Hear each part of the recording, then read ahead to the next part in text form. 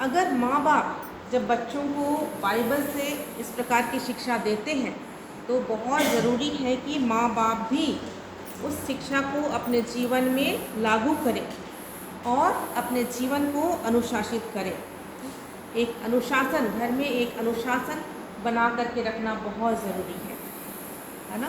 सुबह से हम लोगों का रात तक का जो बहुत समय हम लोगों के पास रहता है, जब हम लोग सुबह में उठते हैं तो सुबह से लेकर के रात तक के लिए हमारे जीवन में एक अनुशासन होना चाहिए कि हमारा दिनचर्या कैसा हो, कितने बजे उठते हैं, कितने बजे हम लोग फ्रेश होते हैं, फिर उसके बाद हम लोग घर में जो हमारा नाश्ता होता है, फिर हम लोग अपने अपने काम में जाते हैं।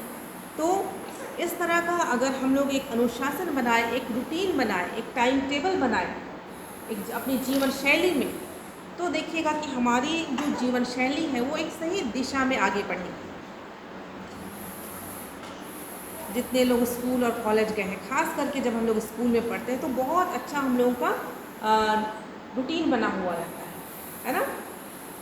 ये नहीं कि हम लोग अड़गम सड़गम तो नहीं होता है क्लास, पूरा सप्ताह भर का एक रूटीन हम लोग का मंडे से फ्राइडे तक, अगर सैटरडे तक हम लोग का क्लास है तो उसका पूरा टाइम टेबल हम लोगों का बन रहता है। तो जब हम लोग स्कूल में उस तरह का अनुशासन पालन करते हैं तब हम लोग एक अच्छी शिक्षा में आगे बढ़ते हैं। और इसी तरह का अनुशासन अगर हम लोग घर में बनाएं तो हमारी पूरी जो जीवन शैली है वो एक बहुत ही अच्छी दिशा में आगे बढ़ेगी। और इसके साथ ही साथ अपने परिवार को जब हम लोग एक अच्छी दिशा देते हैं, अच्छा मार्गदर्शन करते हैं, तो ये भी समझना है कि हमारा जो परिवार है उसका बहुत बड़ा उत्तरदायित्व है।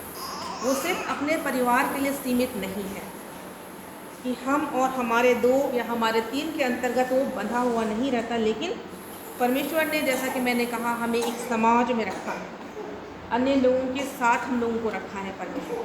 तो परिवार में ही हम लोगों को अतिथि सत्कार करने की शिक्षा देनी है कि जब कोई अतिथि हमारे घर में आते हैं तो कैसे हम उनका अतिथि सत्कार करें, और उसके साथ ही साथ अपने अड़ोस पड़ोस के लोगों से भी हम कैसे प्यार करें, है ना। समाज के लोगों से हम कैसे प्यार करें,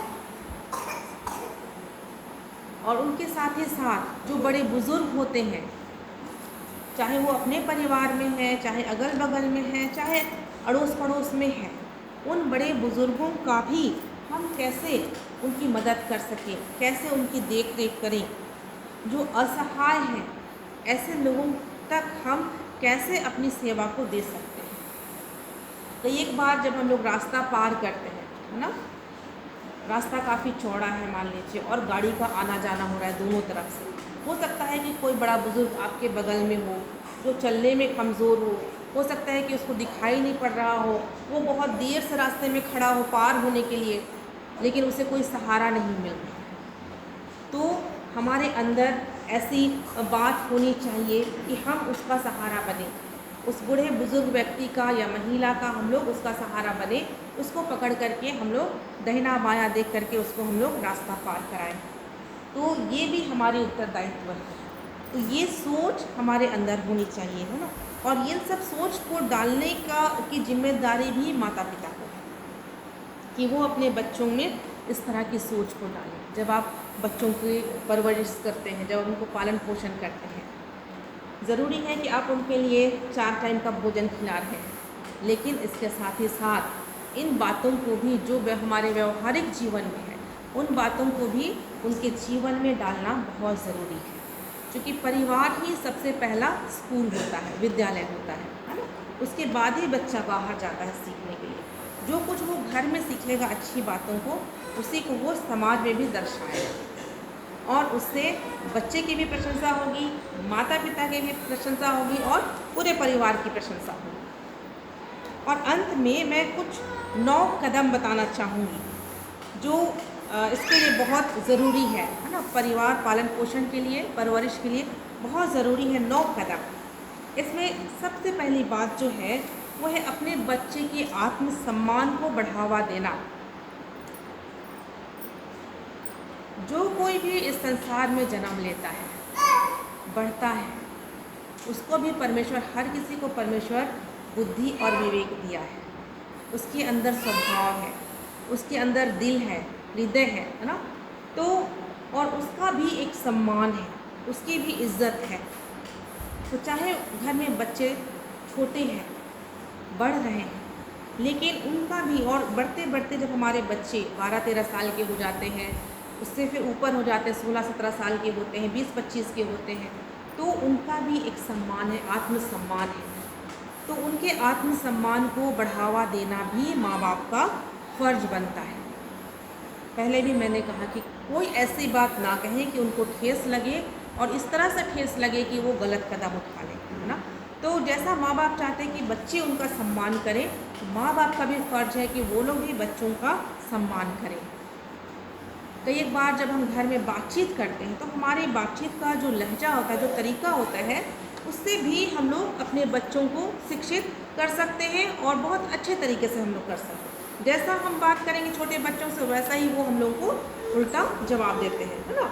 प्रतिक्रिया वैसी होती है। तो इसलिए हम बच्चों को जब हम आदर के साथ बात करेंगे, तो वो भी हम लोगों को आदर के साथ बात करेंगे। जब हम बच्चों को बोलेंगे बेटा आप ऐसा मत कीजिए, तो वो भी बोलेंगे कि नहीं पापा आप भी ऐसा मत कीजिए।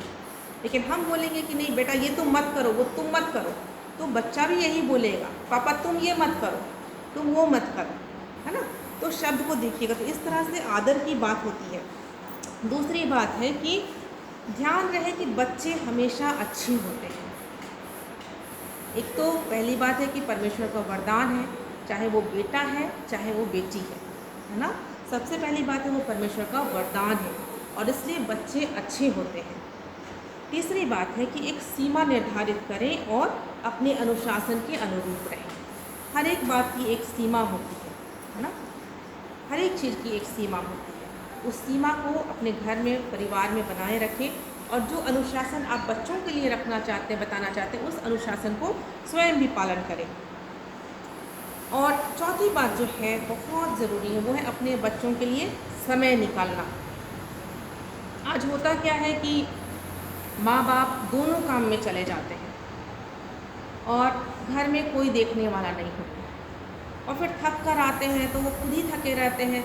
उस वक्त शायद बच्चे कुछ बोलना चाहते हैं, खेलना चाहते हैं माँ बाप के साथ, तो वो समय वो नहीं दे पाते हैं, चिड़चिड़ा जाते हैं या गुस्सा करते हैं, है ना। लेकिन माँ बाप को बच्चों के लिए त्याग करना है, बच्चों के लिए समय देना है। जब तक आप समय नहीं देंगे, आप अपने बच्चे को समझ नहीं पाएंगे। बच्चे में क्या अच्छाई हो रही है, क्या बुरी बातें आ रही हैं बच्चे में, बच्चा किस तरह से बढ़ रहा है, आप नहीं जान पाएंगे। तो इसलिए बहुत ज़रूरी है कि आप अपने बच्चों के लिए समय दें। पांचवी बात है कि एक अच्छे आदर्श बने। सब लोग हम लोग अपने मनोरंजन के लिए टीवी के प्रोग्राम्स को देखते हैं, सीरियल्स को देखते हैं, पिक्चर्स देखते हैं, है ना। उसमें हीरो हीरोइन को देखते हैं, और कोई ना कोई हीरो हीरोइन हर किसी का फेवरेट हो जाता है, पसंद करते हैं हम लोग, है ना। बच्चे लोग भी पसंद करते हैं, माँ बाप भी जो लोग देखे होंगे पसंद करते होंगे, है ना। कोई ना कोई एक हो जाता है जिसकी छाप हम लोगों के अंदर छप जाती है। अभी हाल फिलहाल में दिलीप कुमार की डेथ हो गई। तो हमारे जो मतलब पहले के जो हम लोगों के माता पिता रहे, और हम लोग भी जितने लोगों ने उनकी मूवी को देखी है, तो उनकी जो उनका जो एक्टिंग था, वो एक अलग ही हम लोगों के सामने में छाप छोड़ देता था, है ना। तो कैसे हम लोग उनको, उनके प्रति एक अलग सा हमारे अंदर एक सोच आ जाती है, भाव आ जाता है, एक छाप पड़ जाती है। उसी तरह फिर बात करें अमिताभ बच्चन, शाहरुख खान, और ऐसे और भी हीरो हैं, है ना, हीरो हीरोइन है। आप लोग देखते हैं पिक्चर, सिनेमा देखते हैं, कौन सा हीरो पसंद है? तो उसी तरह से माँ बाप सबसे पहले तो बच्चों के लिए माँ बाप ही एक आदर्श बनते हैं, है ना। तो इसलिए अपनी अच्छी छाप बच्चों के सामने रखिए, ताकि बच्चे आप लोगों का अनुकरण करें। और फिर छठवीं बात जो है वो बातचीत। बहुत सारे परिवार में होता है कि माँ बाप और बच्चों में बातचीत ही नहीं होती है। बच्चे माँ से तो बात कर लेते हैं, लेकिन पिताजी से कभी कभी बात करने में पीछे रहते हैं। खास करके जिस घर में बेटा है, तो बेटा का अक्सर हम लोग देखते हैं कि माँ से बेटा बात करेगा, लेकिन पिताजी से नहीं बात होती है ना। तो बातचीत बहुत ज़रूरी है। पहल करना माँ बाप का कर्तव्य है कि आप पहल करें, आप कदम आगे बढ़ाएं और बात करें। सातवीं बात है लचीला बने। लचीला मतलब कि किसी पेड़ को देखे हैं जो बहुत इतना हार्ड है कि वो झुक नहीं सकता है ना। कोई कोई पेड़ ऐसा है जो आम का पेड़ को बोलेंगे तो झुकेगा, लेकिन उसकी जो डालियाँ होंगी जब हिलेगा, हवा चलेगी तो डालियाँ हिलती हैं, है ना। तो उसी तरह हम लोगों के जीवन को भी लचीला होना ज़रूरी है कि जब आपको डांटना है बच्चे को सही दिशा दिखाने के लिए, उस वक्त ज़रूर डांटें। छड़ी भी लगाना है तब भी करें, वो भी काम करें, क्योंकि ताड़ना देने की बात भी बाइबल बताती है। कभी कभी हम लोगों को शारीरिक दंड देने की बात बाइबल बताती है, तो वो ज़रूरी भी है ना। तो लेकिन उसको भी ध्यान में रह के वो बहुत ज़्यादा ना, और प्यार करना भी बहुत ज़रूरी है। अगर हम डांटते हैं फिर हम उसको प्यार भी करें, प्यार से भी समझाएं। तो लचीला अपने जीवन को ऐसा रखें कि हम नम्र होकर के प्यार से भी बच्चों को समझाएं और इस तरह की शैली को अपनाएं। और आप ये दिखलाएं, जो 8वीं बात हम लोग देखेंगे, कि आप बच्चे को इस बात का एहसास कराएं कि आप जो बच्चों से प्यार करते हैं उसके बदले उसके लिए कोई शर्त नहीं है, आपका कोई शर्त नहीं है ना। आप बच्चे से बेशर्त प्यार करें, जिस तरह कि यीशु मसीह ने हम लोगों से प्यार किया, है ना। जब आप बच्चों से उस तरह से प्यार करेंगे तो बच्चे आपके प्यार के महत्व को समझेंगे। और 9वीं बात जो है कि माता पिता के रूप में अपनी खुद की ज़रूरतों और सीमाओं को जानें। कभी कभी होता है कि बच्चों की ज़रूरत पूरा करने के लिए माँ बाप इतना लग जाते हैं, इतना जूझ जाते हैं कि वो अपनी ज़रूरत को भूल जाते हैं, है ना। आप भी इंसान हैं, आप भी मनुष्य हैं, आपको भी बहुत सारी आपकी भी ज़रूरतें हैं।